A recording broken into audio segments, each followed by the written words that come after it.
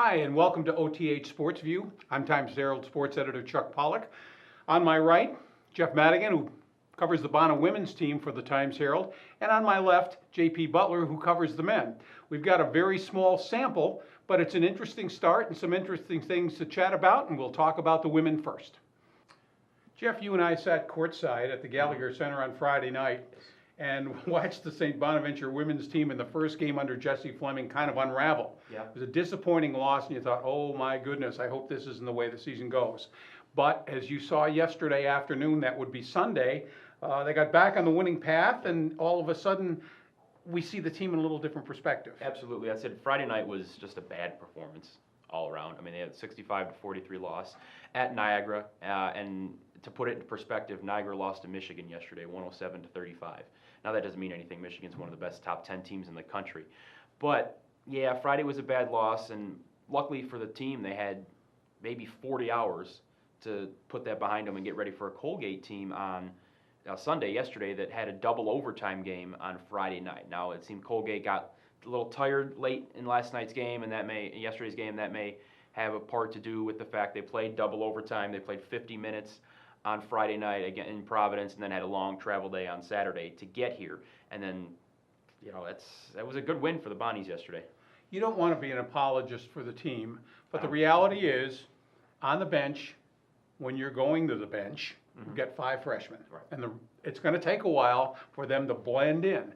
And my assumption is yesterday, that bench looked a lot better than it did in the opener. Oh, it would be hard for them to look any worse than they did in the opener. Yeah, but especially Sarah Hart, who came off the bench, played 25 minutes yesterday. Last week, I actually said she was from Michigan. She's actually from Minnesota, so my apologies to her family. I'm sure they're all Vikings fans and upset about yesterday's game. But the Elgin, Minnesota native, not Elgin, Michigan native, came off the bench 25 minutes yesterday, 11.6 rebounds. Obviously the best performance in her young career, and we asked Coach Fleming after the game if the trust is there with her. He said absolutely.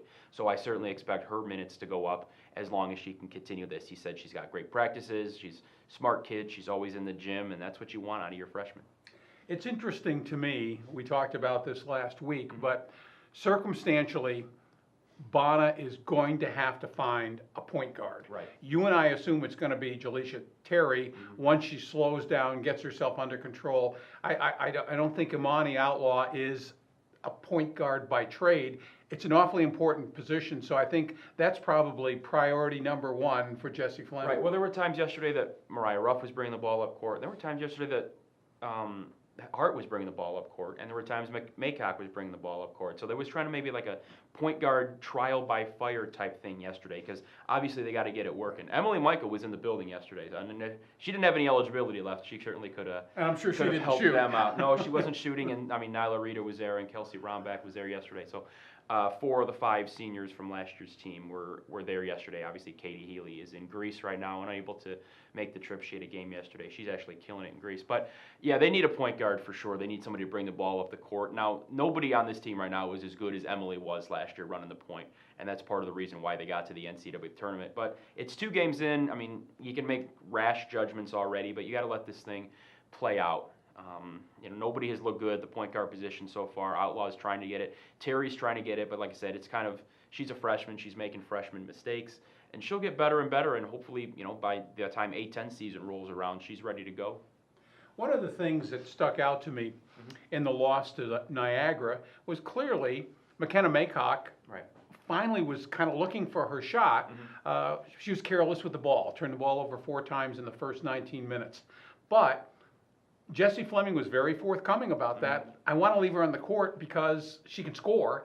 Right. She's got to be more careful with the ball. But I think people around here who followed her high school career, leading scorer in the history of Western New York among females, you're kind of looking for her to be a scorer, and I have the idea she's a quick study, and this business with turnovers will get rectified pretty quickly. Yeah, I mean, you would think that, of course. Now, she was a great player in high school. There's no doubt about that. But Class D New York State basketball is not Division I college basketball, no matter what way you slice it, and that's no disrespect to Class D basketball in New York State, so I can't wait to start covering that in a couple weeks here.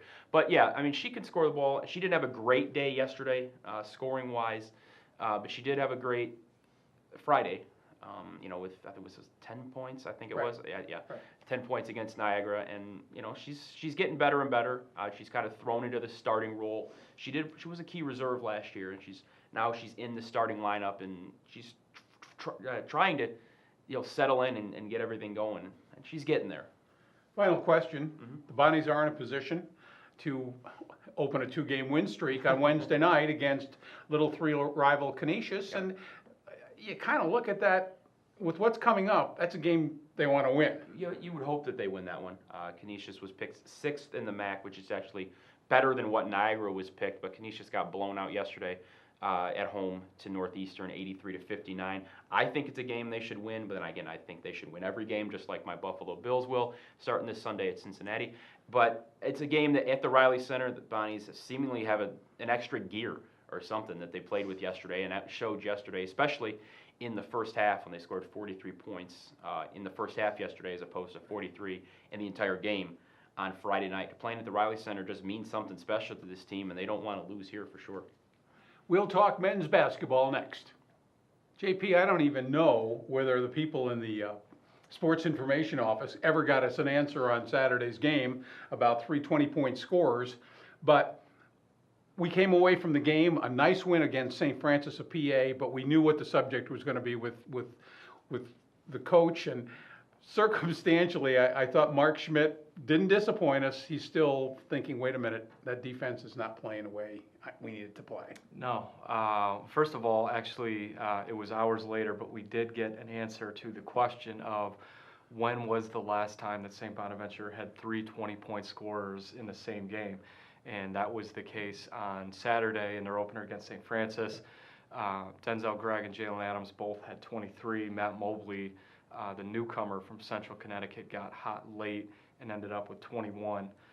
Come to find out, and this is surprising because we thought it might have happened last year with their big 3, but it was actually going back to February of 2011 in a win over St. Louis at home. I remember the game well, but I don't remember this particular aspect that each of Andrew Nicholson, Demetrius Conger, and Ogo Adeboye actually all had 20 plus in that game. And so, and again, offensively on Saturday, just like they were last season, just like they were in the exhibition game against Alfred, they were fine. I mean, this is a team that shot 52% for the game, had the 3 players with 20 plus, had 4 players in double figures with the freshman Josh Ianni contributing 10 in the first half. Really, I think at a lot of points in the game, just having their way offensively with St. Francis. But again, the defense, for as good as it is to start off 1-0, they gave up 82 points to a team from the lesser Northeast Conference team. And we know, and Mark Schmidt knows, that that's not going to be good enough, right. Getting into the meat of their schedule later on. They allowed St. Francis to shoot 50% in the second half, and really, that's what kind of allowed them to stay in the game, make it a little closer for comfort than Bono would have wanted. And including the exhibition game against Alfred, they've given up 23 three-pointers in these first 2 games so far. They weren't great defensively last year, but they were pretty good at the 3-point line defensively. I think they led the league in 3-point defense last year, which helped. This year, obviously not a good start in that area so far, and certainly something that needs to be fixed going forward, and just the defense as a whole fixed going forward. As impressed as we were with the 3 players scoring 20 points or more, the guy who stuck out to you is a guy you already mentioned, Josh Ianni.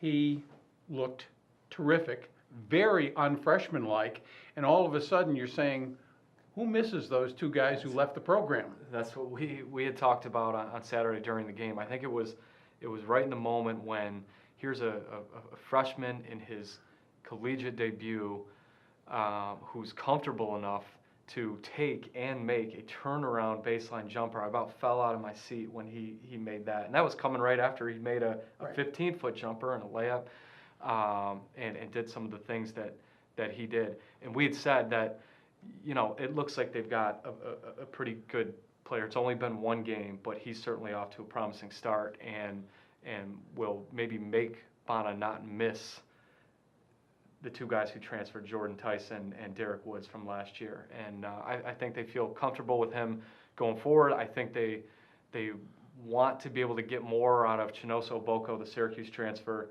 going forward. He picked up 2 fouls in the first 30 seconds of the game. Basically, I had to say he only played 13 minutes.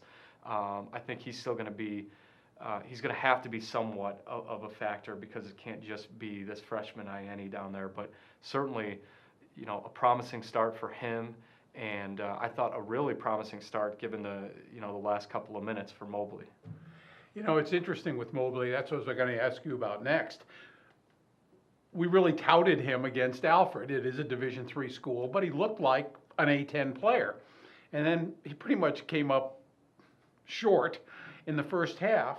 But in the second half, when Alfred was hanging around, he knocked down some big threes, and all of a sudden you said, yeah, this guy's an Atlantic 10 player. Right. I think that's what we saw, especially towards the end of that game, is what their vision for Mobley was when they brought him in last year. Right. That he'd come in, be that scorer, hit big shots, make 3-pointers, be a guy that for the most part would be able to replace Marcus Posley, not fully replace what maybe he meant to the program, but be a guy that can do those same things. And you're right, in the first half we said he didn't get his first points of the game until 2 minutes left in the first half. Right. He was still sitting at 3 until midway through the second half, and he didn't need to be scoring necessarily because Adams and Greg were doing a lot of the scoring.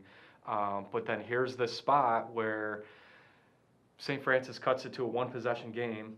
Jalen Adams goes down with the cramps and has to leave the game. Denzel Gregg was also fighting cramps at certain points in that game. And, then it kind of becomes, falls on Mobley to do something here. And he hit, back-to-back threes at one point to give them a little of distance again. And then the big one, I think it was only, maybe a 5-point game at that time or a 7-point game. He hits the 3 from near the top of the key with like 4 or 5 minutes left to get that back to a 10-point game. And from there, it was kind of, comfortable finish again. Right. But that's what they want out of him. He probably won't be, getting 21 every game, but he'll be a factor there just like, Adams and Greg and some of these other guys will be. Beating a Northeast Conference team on your home floor in the opener is one thing. Game 2 is a little different. An SEC school, and a good one, on a neutral court in Florida on Thursday night.